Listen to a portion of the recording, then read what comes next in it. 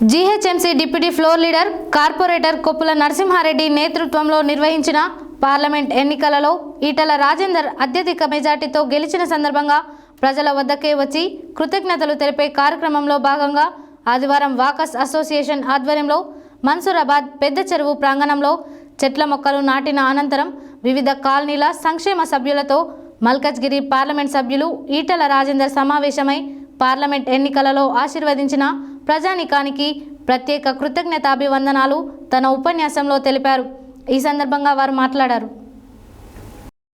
GHMC deputy floor leader corporator Koppula Narasimha Reddy నేతృత్వంలో నిర్వహించిన parliament ఎన్నికలలో ఈటల రాజేందర్ అత్యధిక మెజారిటీతో గెలిచిన సందర్భంగా ప్రజల వద్దకే వచ్చి కృతజ్ఞతలు తెలిపే కార్యక్రమంలో భాగంగా ఆదివారం వాకర్స్ అసోసియేషన్ ఆధ్వర్యంలో మన్సూరాబాద్ పెద్ద చెరువు ప్రాంగణంలో చెట్ల మొక్కలు నాటిన అనంతరం వివిధ కాలనీల సంక్షేమ సభ్యులతో మల్కజ్గిరి పార్లమెంట్ సభ్యులు ఈటల రాజేందర్ సమావేశమై పార్లమెంట్ ఎన్నికలలో ఆశీర్వదించిన ప్రజానీకానికి ప్రత్యేక కృతజ్ఞతాభివందనాలు తమ ఉపన్యాసంలో తెలిపారు.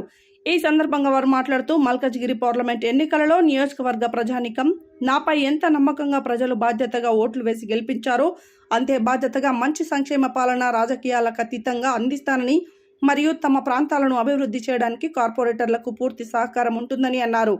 కేంద్ర ప్రభుత్వం నాయకత్వ సహకారంతో చట్టసభల్లో మంచి విప్లవాత్మక మార్పులు చేసే దానిలో మా నాయకుడు ఉంటాడని తల ఎత్తుకునేలా నా నియోజకవర్గ ప్రజలు చెప్పుకునే విధంగా పేరు తెచ్చుకుంటానని పేర్కొన్నారు.